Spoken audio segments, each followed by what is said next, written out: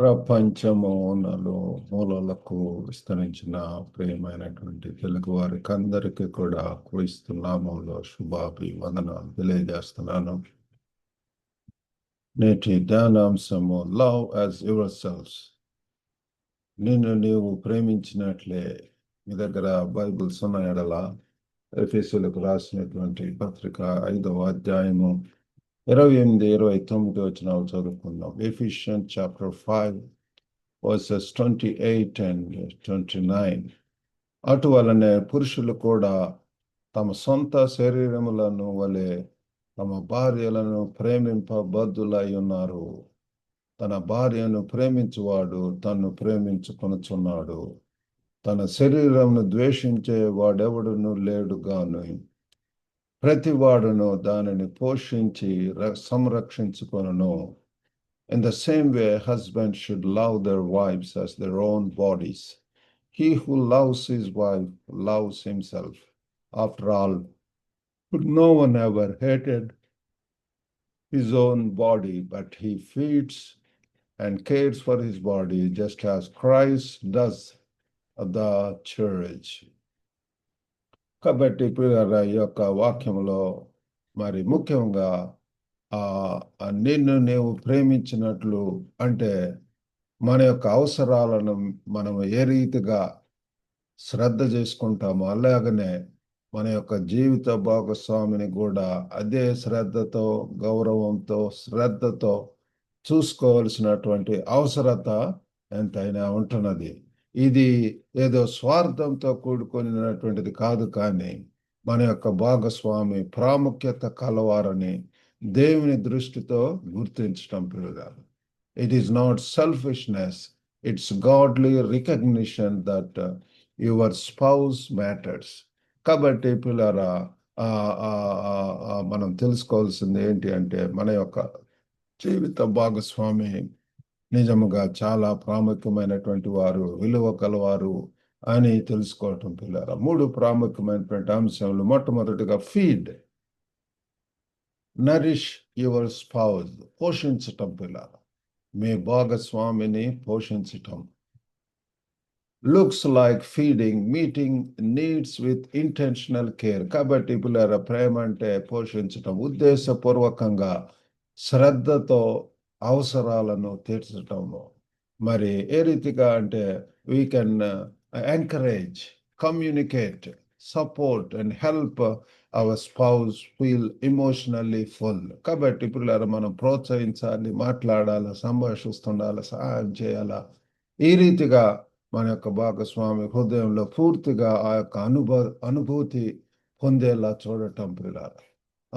మరి ప్రాక్టికల్గా what makes you feel love this week, then follow through.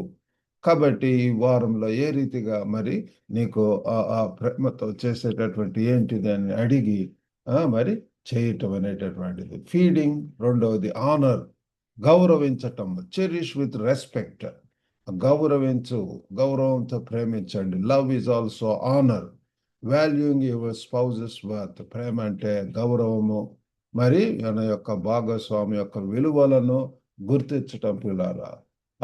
మరి అందులో భాగంగా మాటలు సున్నితంగా మాట్లాడటం, ర్యాష్గా, లేకపోతే హర్ట్ చేసే విధంగా, ప్రౌడ్గా, లేకపోతే ద్వంద్వ పదాలు వచ్చేటటువంటి రీతిగా అట్లా కాదు, కానీ మాటలు సున్నితంగా ఉండాలి.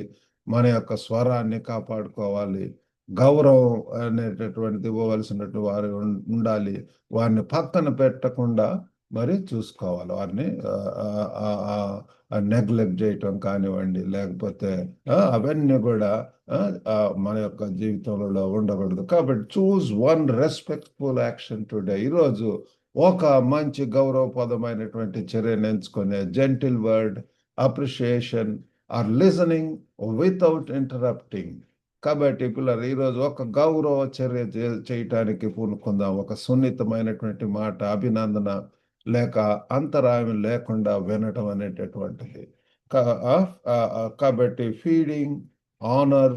మూడవదిగా forgive, care even when it is hard. కాబట్టి ఫర్గివ్, క్షమించడం అనేటటువంటి ప్రభు వారు మనకు నేర్పించినట్టు, నిన్ను వలే నీ పొరుగు అని ప్రేమించమన్నాడు. కాబట్టి కష్టంగా ఉన్నా సరే జాగ్రత్తగా మరి ప్రేమించటం. Feeding and caring for a body includes times when it is tired or hurts. కాబట్టి శరీరాన్ని పోషించటము, కాపాడటము అంటే అది అలసిపోయినప్పుడు లేదా నొప్పితో ఉన్నప్పుడు, బాధలో ఉన్నప్పుడు కూడా అది చూసుకోవటము. మరి ప్రేమ అంటే మరి క్షమా భావ హృదయాన్ని మృదువుగా ఉంచుతుంది పిల్లల. Love does the same. Forgiveness keeps the heart tender. క్షమించేటటువంటి ఓర్పు సహనం కలిగి ఉండటం అనేటువంటి చాలా అవసరం. కాబట్టి లెట్ బిటర్నెస్ డై. మనలో ఆ చేదు అనేటటువంటిది అది చనిపోనిద్దాము. Repair quickly. త్వరగా సర్దుబాటు చేసుకోవటము. Refuse to keep score. అవి మరి ఆ స్కోర్ లేకపోతే అవన్నీ కూడా ఎవరు తప్పు ఎక్కువ అన్నట్టు లెక్క పెట్టడం కాదు, కానీ అవన్నీ కూడా ఫర్గివ్ అండ్ ఫర్గెట్. ఫర్గెట్ మరి ఫర్గివ్ క్షమించి దాన్ని మర్చిపోవటం ఇలా.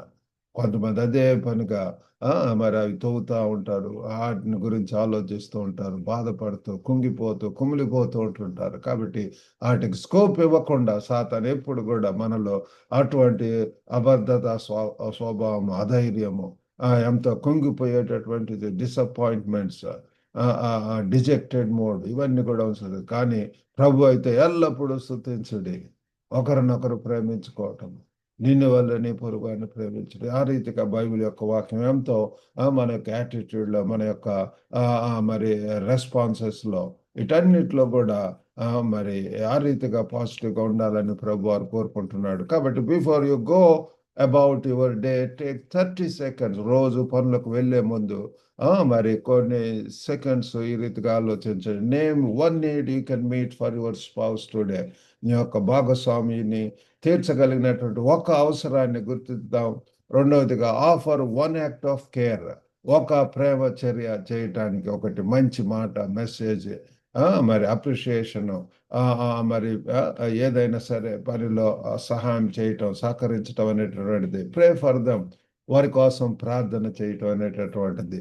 వారు మారాలని యాటిట్యూడ్లో ఒకవేళ మనకు నచ్చినటువంటి రీతిగా లేనట్టయితే యు ప్రే టు గాడ్.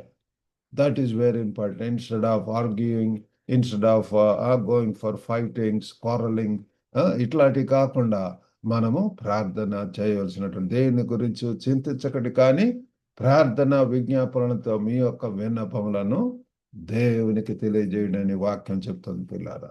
కాబట్టి లక్ష్యము పరిపూర్ణత కాదు, భక్తి దేవునికి నిబద్ధత పిల్లారా.